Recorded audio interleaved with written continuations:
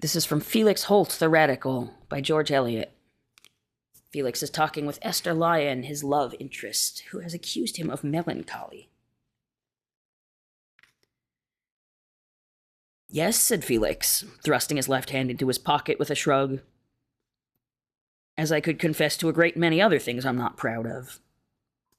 The fact is, there are not many easy lots to be drawn in the world at present. And such as they are, I'm not envious of them. I don't say life is not worth having. It is worth having to a man who has some sparks of sense and feeling and bravery in him.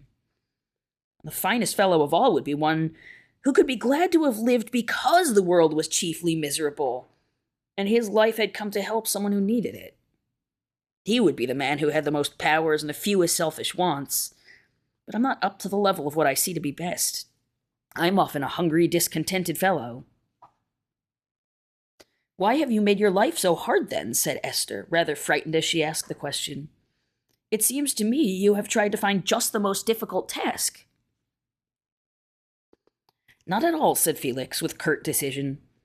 My course was a very simple one. It was pointed out to me by conditions that I saw as clearly as I see the bars of this stile.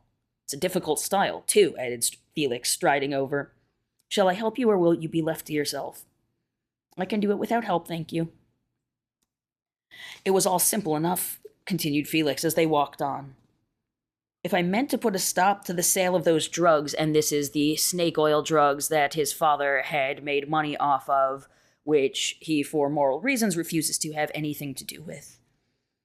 If I meant to put a stop to the sale of those drugs, I must keep my mother. And of course, at her age, she would not leave the place she had been used to. And I had made up my mind against what they call genteel business. But suppose everyone did as you do. Please to forgive me for saying so, but I cannot see why you could not have lived as honorably with some employment that presupposes education and refinement. Because you can't see my history or my nature, said Felix, bluntly. I have to determine for myself and not for other men. I don't blame them or think I am better than they. Their circumstances are different. I would never choose to withdraw myself from the labor and common burden of the world, but I do choose to withdraw myself from the push and the scramble for money and position. Any man is at liberty to call me a fool and say that mankind are benefited by the push and the scramble in the long run. But I care for the people who live now and will not be living when the long run comes. As is, I prefer going shares with the unlucky.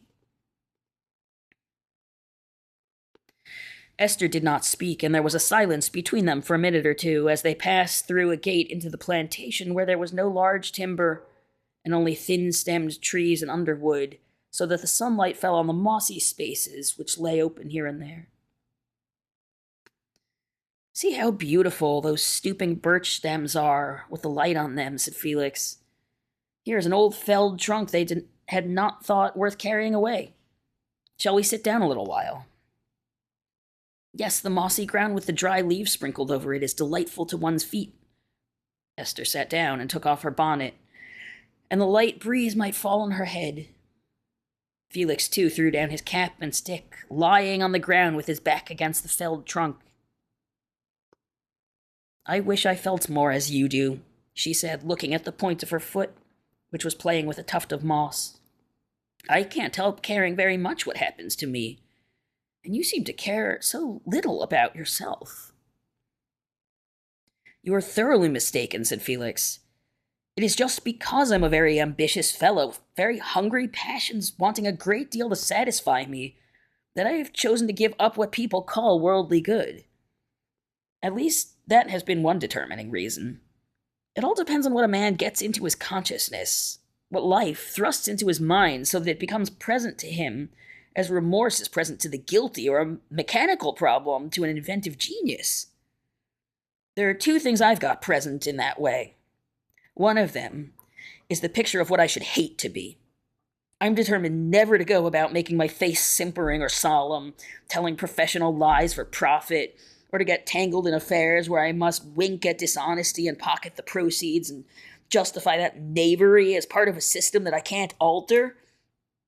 If I once went into that sort of struggle for success, I should want to win. I should defend the wrong that I had once identified myself with. I should become everything that I now see beforehand to be detestable. And what's more, I should do this, as men are doing it every day, for a ridiculously small prize. Perhaps for none at all. Perhaps for the sake of 2 parlors, a rank eligible for the church wardenship, a discontented wife, and several unhopeful children. Esther felt a terrible pressure on her heart. The certainty of her remoteness from Felix, the sense that she was utterly trivial to him. The other thing that's got into my mind like a splinter, said Felix after a pause, is the life of the miserable, the spawning life of vice and hunger. I'll never be one of the sleek dogs. The old Catholics are right with their higher rule and their lower. Some are called to subject themselves to a harder discipline and renounce things voluntarily which are lawful for others. It is the old word, necessity is laid upon me. It seems you are stricter than my father is. Esther's father is a rector. No, I quarrel with no delight that is not base or cruel, but one must sometimes accommodate oneself to a small share.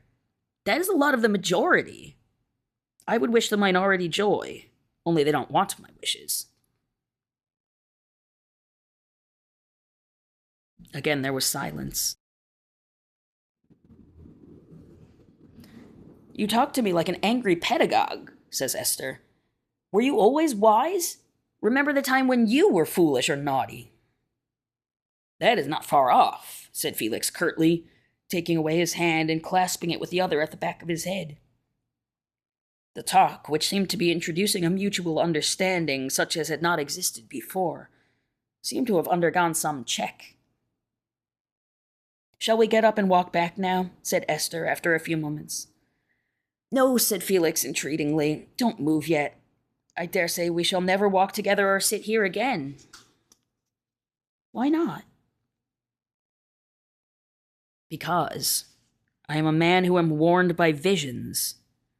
Those old stories of visions and dreams guiding men have their truth. We are saved by making the future present to ourselves.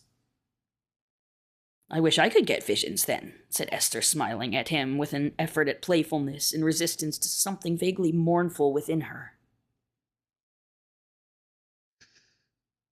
That is what I want, said Felix, looking at her very earnestly. Don't turn your head, do look at me, and then I shall know if I may go on speaking. I do believe in you, but I want you to have such a vision of the future that you may never lose your best self.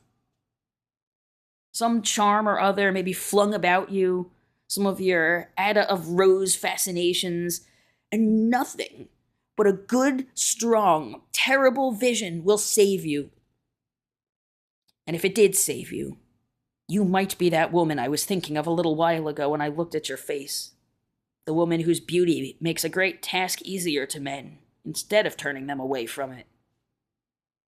I am not likely to see such fine issues, but they may come where a woman's spirit is finely touched. I should like to be sure they would come to you.